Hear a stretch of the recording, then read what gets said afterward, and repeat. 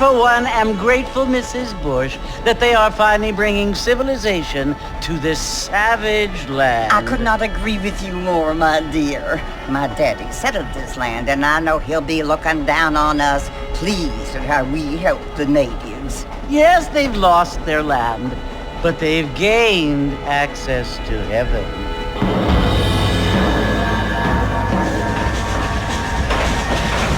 But Father, do you mean unless an innocent receives communion, they're destined to go to hell?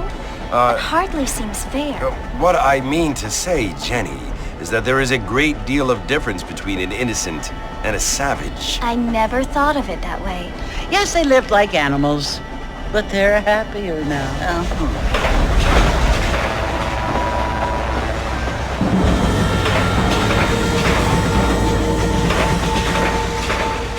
Not only do people now have motor cars, Father, but I heard that pretty soon we will be able to fly. No, only angels can fly, Jenny. No, apparently people can fly. Didn't you hear? Out in Kansas, a man even got a car to fly. I hardly think so, Jenny.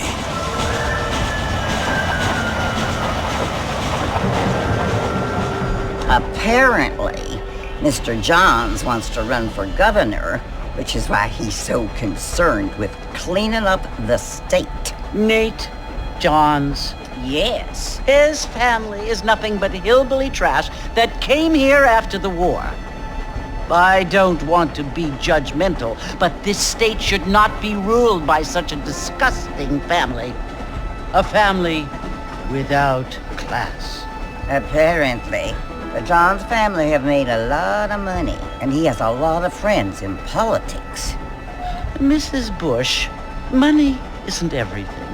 There are many things that money cannot buy. It seems that money can buy voters, though.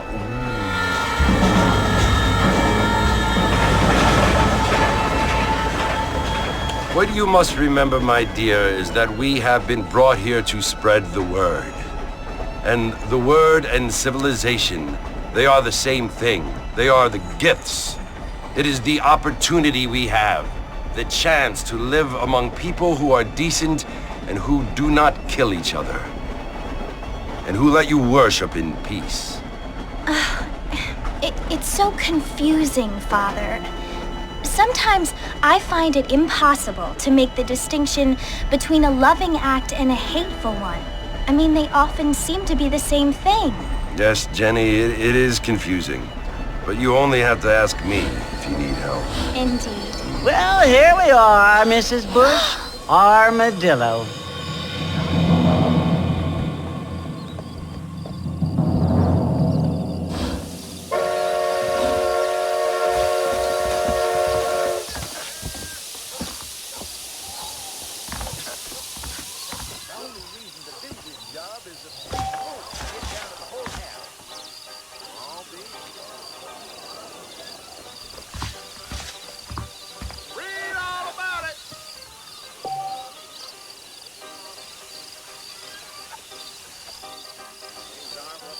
Good evening there.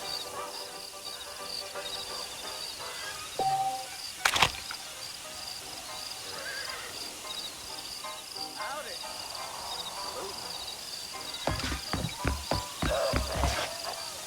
Bad news is good news. Newspapers for sale.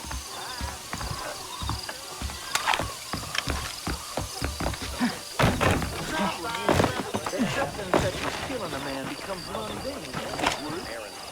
Don't say. Did you find any juice stores?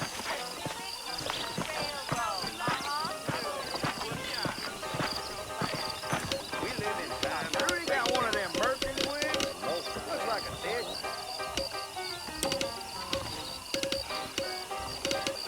Read about it right here. I don't feel too good. I'm gonna tear up that rail track southwest of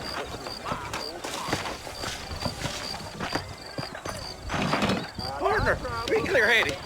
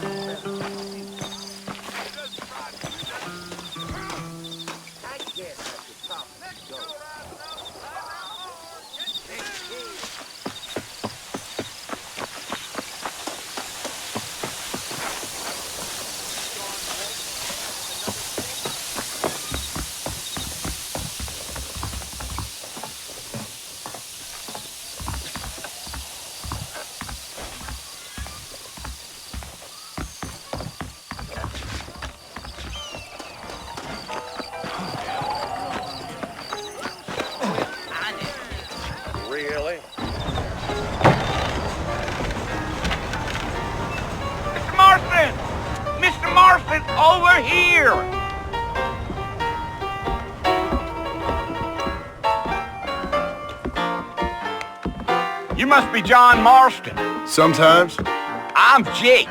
Your friends from Blackwater hired me to guide you. They ain't my friends, but pleased to meet you, Jake. I got the horses saddled up and ready out front.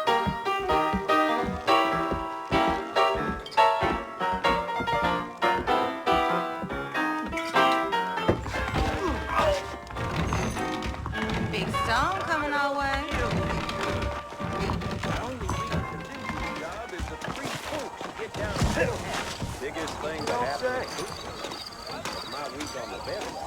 Are you walking to Fort Mercer, Mr. Marston?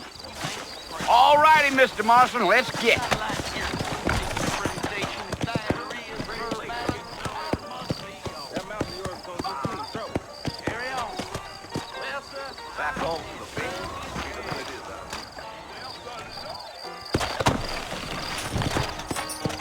Easy on the spurs now. We don't need to draw undue attention.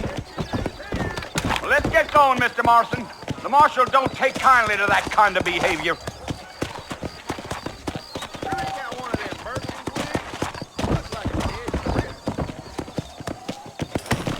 Mount back up, Mr. Marston. The sooner we get to the fort, the better. So it's Fort Mercer you want to visit? That's right.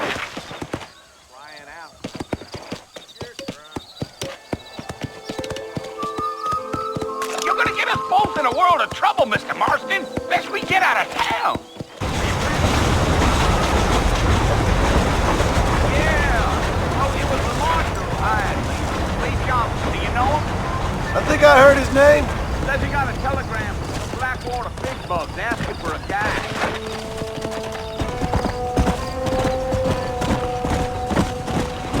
Come on. Whoa. A fella told me he was out in Blackwater a few months back and stole one of them newfangled carriages without horses. Is that so? And you wind him up like a clock. Damnedest thing ye ever saw without the aid of liquor, he told me. Times are changing fast. That's for sure.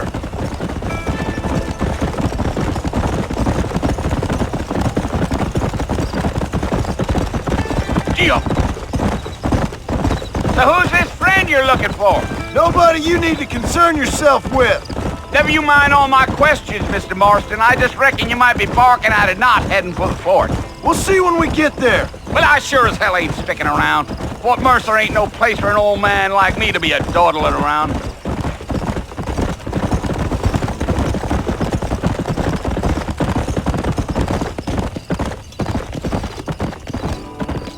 I can see you got some thinking to do, Mr. Marston. So I'll keep quiet.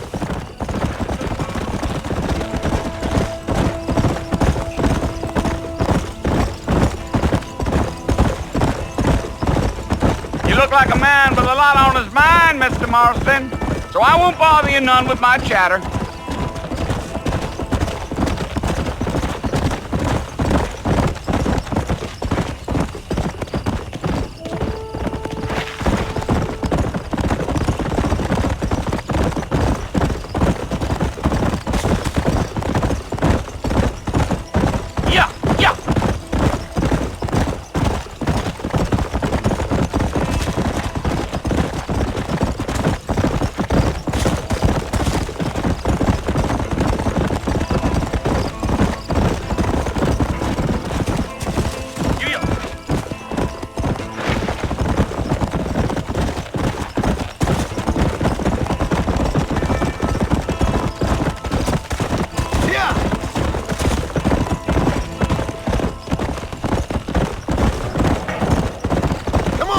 I'll tell you, Mr. Marston, those coyotes eat better than I do. Not far now, Mr. Marston. The fort's just over this hill.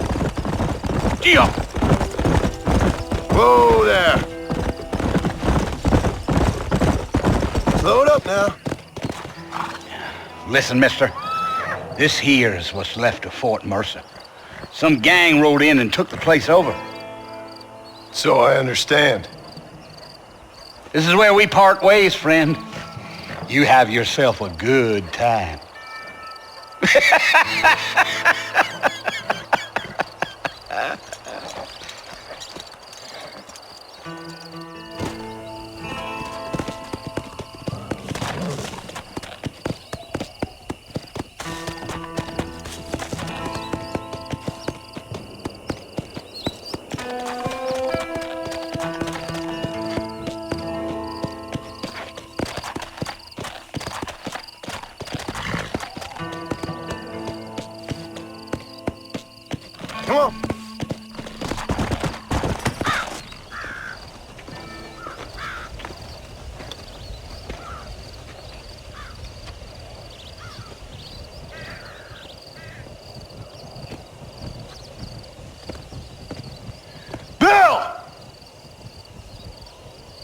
come for you!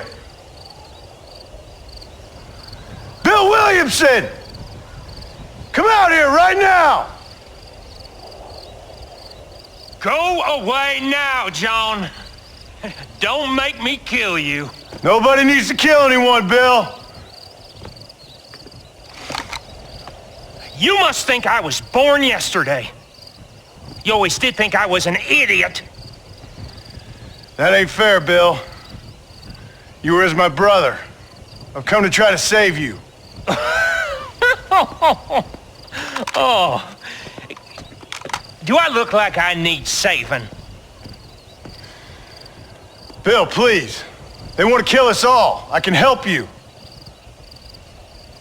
Well, you never tried to save me before. You only seemed to save yourself. Bill, I implore you think about this. You implore me? You implore me. You always were one for fancy words. Oh. Well, things are different now, John. Now I'm in charge. No more Dutch.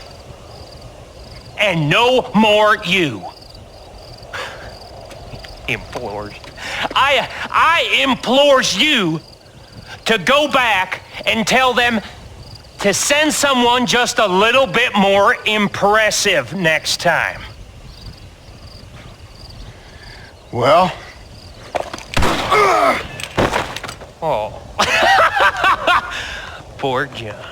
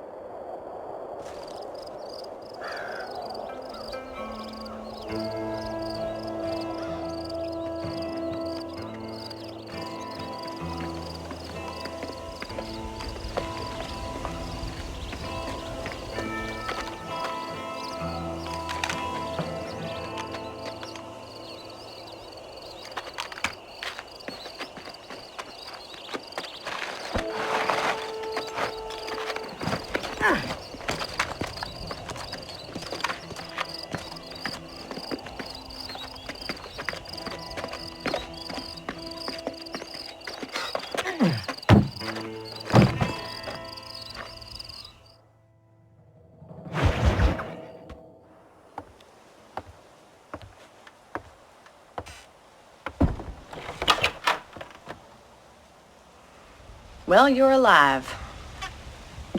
So it would seem. So, how do you feel? I don't know the polite word for it. I do. Stupid is the word we use around here. What were you doing? I was doing something stupid. Well, you'll be okay. Once you didn't die, the doctor said you'd be fine. He got the bullets out a couple days ago. Good. It cost us $15. I'm sorry, madam. Should have left me there to die. Did you want to die? I mean, was that it? Was that why you went straight out to Fort Mercer and picked a fight with the worst bandit in the county? To die, Mr. Mr. Marston. John Marston. Bonnie McFarlane. Miss Bonnie McFarlane. Well, you may be right, Miss McFarlane. I don't know. Huh. So what were you doing? I was trying to give Mr. Williamson a chance. For old time's sake. You know Bill Williamson? Knew him. Long time ago. Well, what was he like? Dumb. Just like you. Thank you, miss. See my hat? I have. And, what will you do now? Now I'm gonna take my time and go after him the less kind way. Well, that sounds very fun, Mr. Marston. Quite heroic, just like in those penny dreadfuls my brother used to read. Meanwhile, if you'll excuse me, I've got a ranch to run. Of course, if you're feeling better, why not take a ride with me later? Help me patrol the perimeter. You can earn back some of that money we wasted on doctor's bills. Of course. And thank you. For saving my life, I mean. Next time, Mr. Marston, I strongly recommend you don't try to lose it quite so earnestly. I'll bear that in mind. Hello.